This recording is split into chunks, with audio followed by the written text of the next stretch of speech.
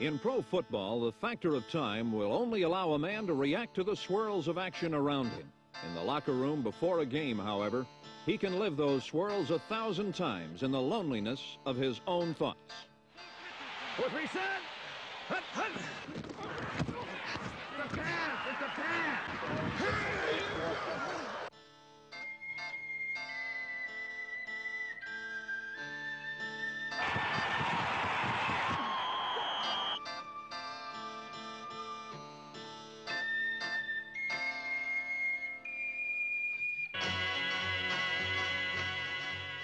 For the Denver Broncos in 1969, time was both a trusted ally and relentless foe.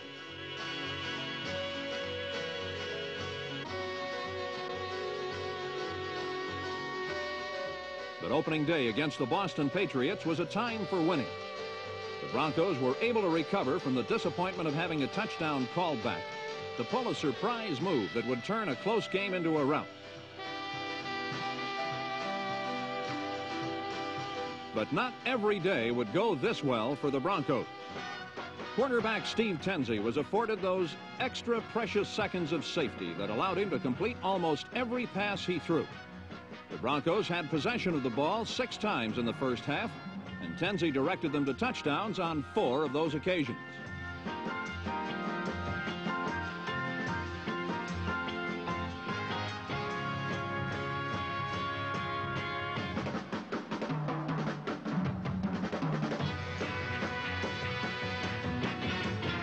Defensively, the Broncos reduced the Patriot attack to confusion and despair. Only a last-minute touchdown prevented a complete whitewash.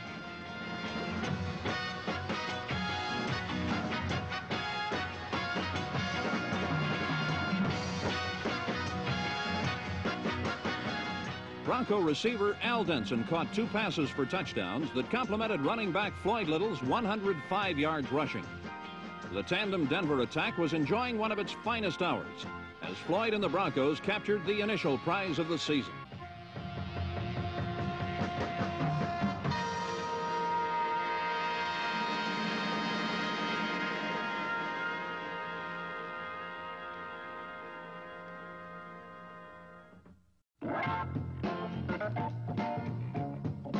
The victory over the Patriots was of special significance as it showcased the promising future of young Mike Hafner, number 84.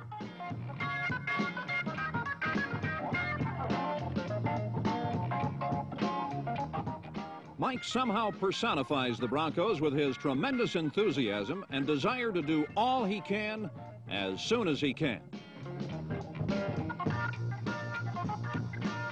Like his teammates, he never gave up on a pass that might be caught or a game that might be won.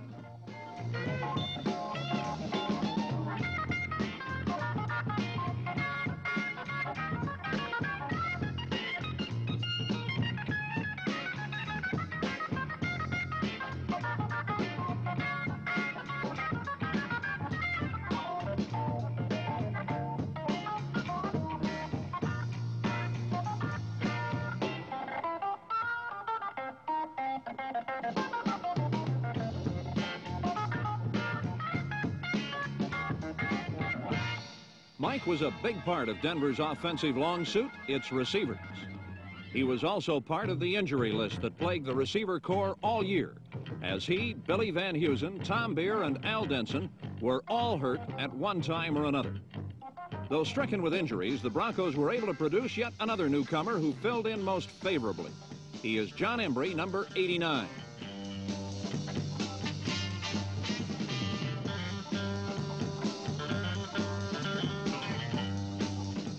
John has the ability to split a defense wide open and then run right past it.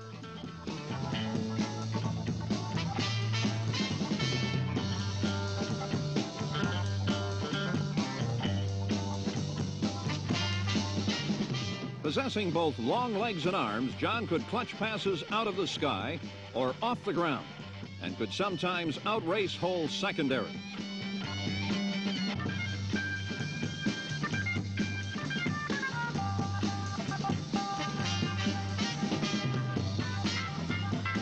For any receiver, however, running a long pass pattern requires not only speed but also deception. The man defending must believe without a doubt that going deep is the last thing you want to do.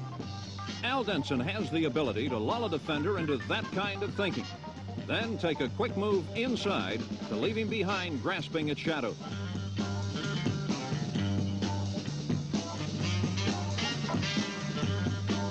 Long touchdowns are the result of a perfectly executed plan. Plans that are born and matured far from the dazzled defenders.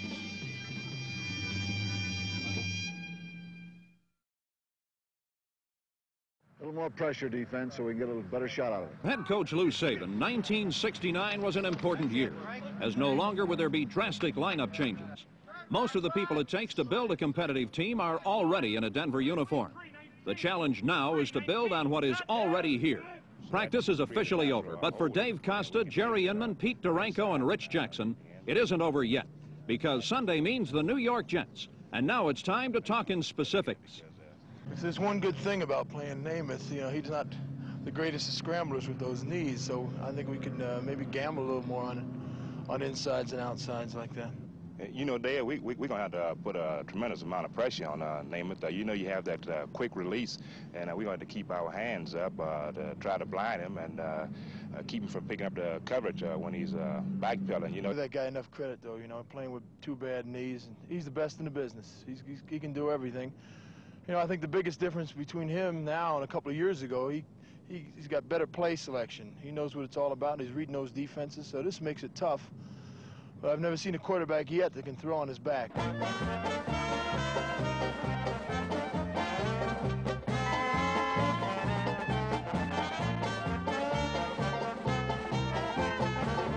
Joe was seeing more than a little red in the second quarter, and he wasn't very happy about it.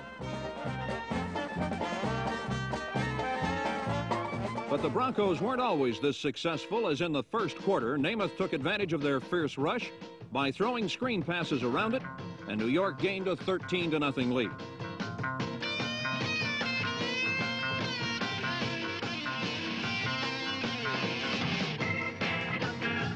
But in the second stanza, Denver lined the Jets up against their own wall, and Floyd Little pulled the trigger on them to break the game wide open.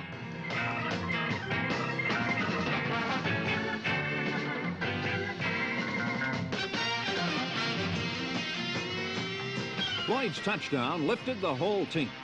The once vulnerable Bronco defense suddenly blended desire with effect. What had been in the hands of the Jets in the first quarter passed to the Broncos in the second.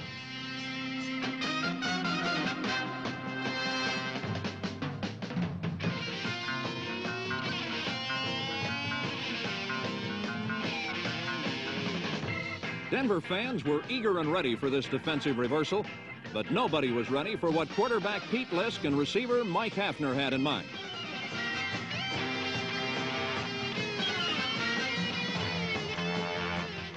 The Broncos rode the magic carpet of Mike's catch into the locker room and a paper-thin lead at halftime. The offense had proved that it could succeed, but needed the ball again to widen the margin.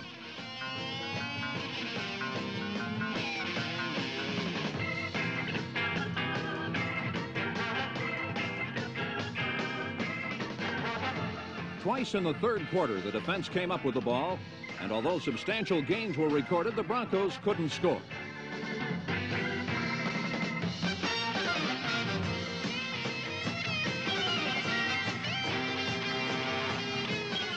Not until the fourth quarter, when Pete Lisk threw a touchdown pass to Al Denson.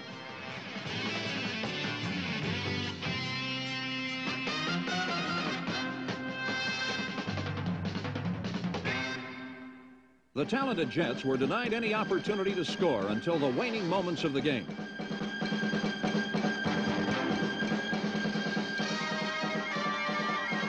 Emerson Boozer poured in from close range, but the Jets needed a two-point conversion to tie. It was a time to wait and hope.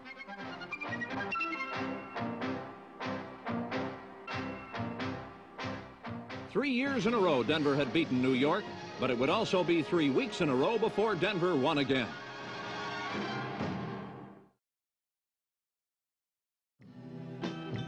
After those 3 consecutive losses, the Broncos faced the Bengals at Nippert Stadium in Cincinnati. Any doubt concerning the outcome of the game was quickly dispelled by quarterback Steve Tenzi. With his receivers limber and healthy, his defense determined and quick, he staked the Broncos to an early lead.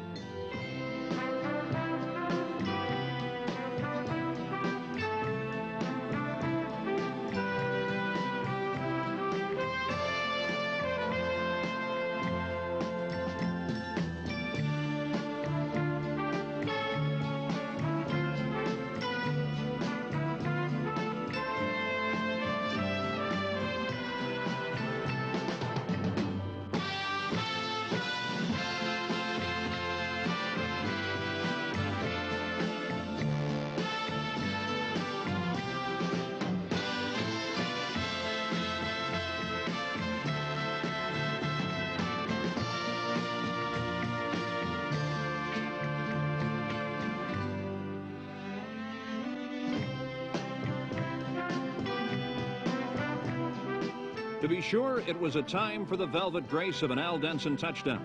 But even more than that, it was a time for the gripping excitement of a Floyd Little run. With guards Bob Young and George Gedicke separating defenders from their senses, Floyd skimmed over 160 yards. The best day in pro football during 1969.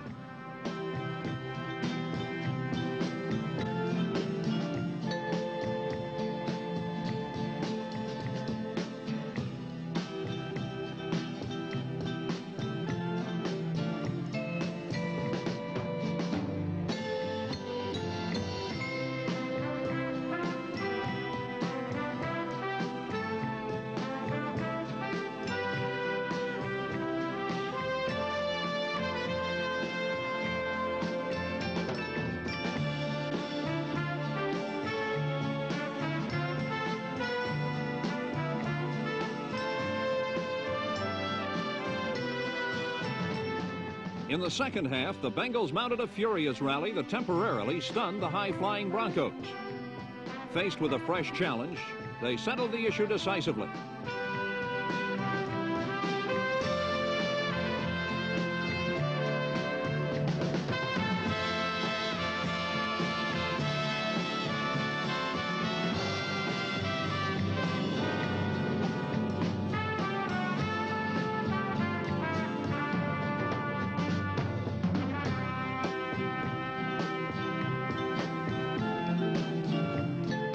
Six times in the final quarter, the defense crushed the Bengal attack and reduced the threat to dust and preserved the 30-23 victory.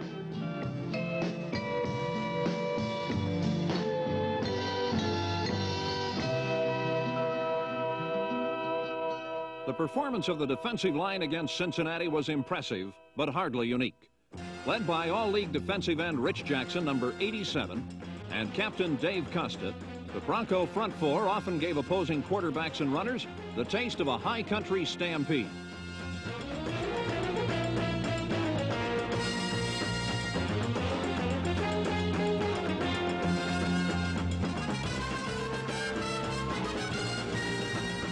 With Pete Duranko, Jerry Inman, and the rapidly developing Paul Smith, the defensive line is fast becoming as good as any in football.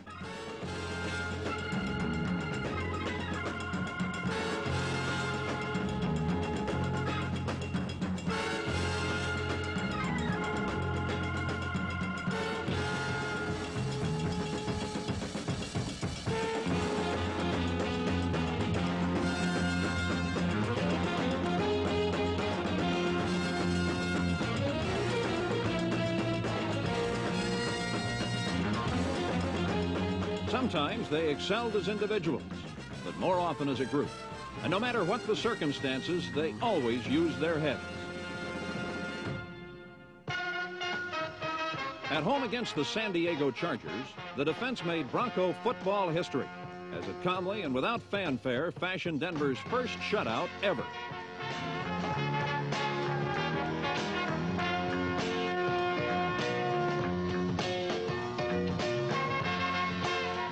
With Steve Tenzi in control, the offense was simple and direct in posting the 2 touchdowns to win the game.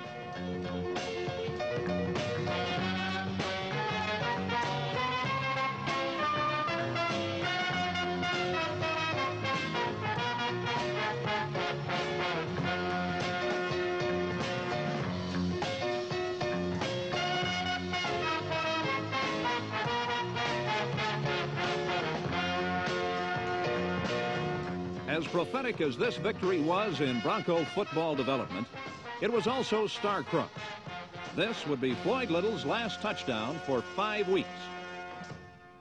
At game's end, there was a sprained knee on the Denver bench wearing number 44. During Floyd's absence, the Broncos often played well enough to win, especially at Kansas City.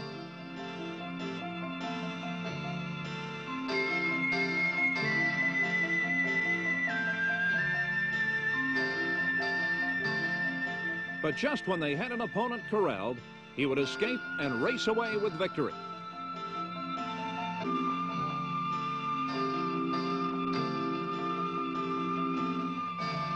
For all concerned, it was a sad and difficult time, but how can you replace the irreplaceable?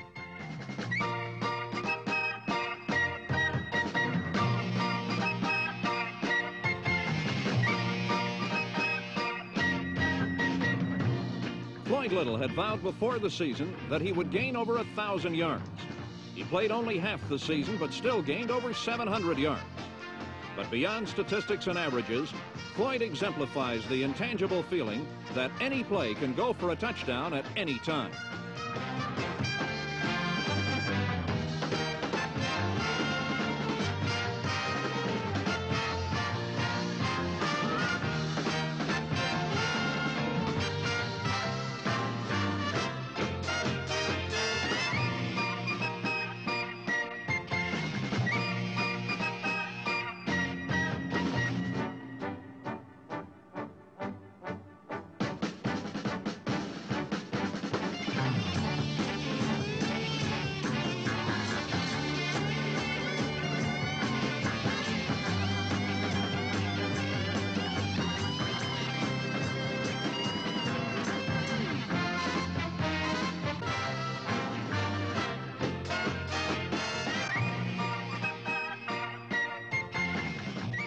Even though the Broncos managed only a tie with Houston during his absence, many of the younger players developed far beyond expectations.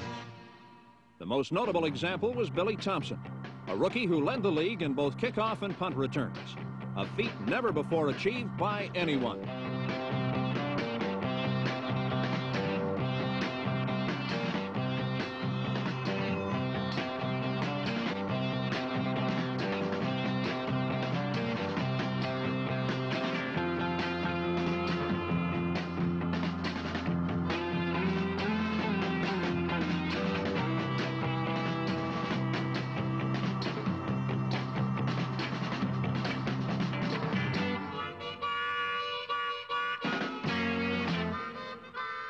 In addition to his often spectacular efforts when he had the ball, were those when he did not, for Bill Thompson was known to play a little defense.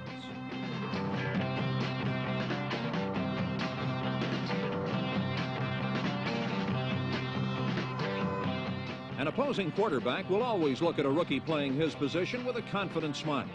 But Bill gave up only 2 touchdown passes all year, quite a feat for any cornerback.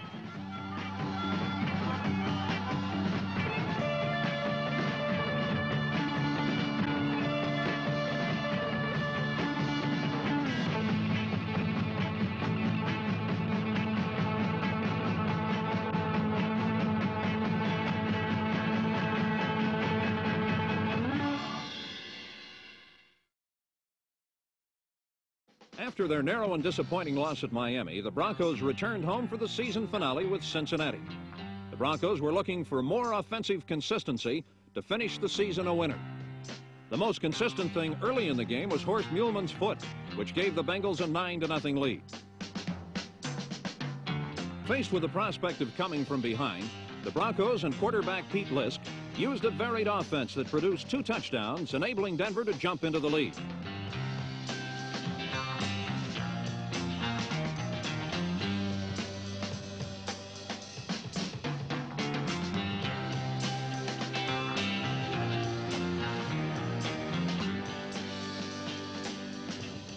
Although held to 1 first down rushing for the entire game, the Bengals used a long pass to regain the lead at 16-14.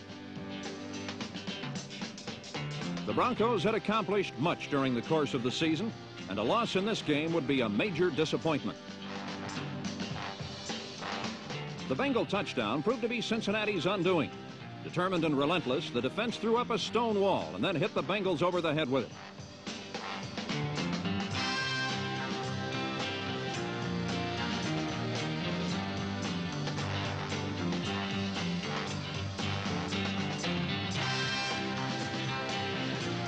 The Broncos forced the errors that seemed to freeze the Bengals in the warm Denver sun. The fourth quarter came to life, and so did the Denver offense. Runners like Fran Lynch hammered out sizable gains. Field goal kicker Bobby Howfield sensed victory also, and he boomed one 51 yards that cleared the bar by another 10. Quarterback Pete Lisk, who completed 13 out of 17 passes, was calling a knowledgeable game that gave Frank Quayle the opportunity to race 71 yards with a well-placed sideline pass.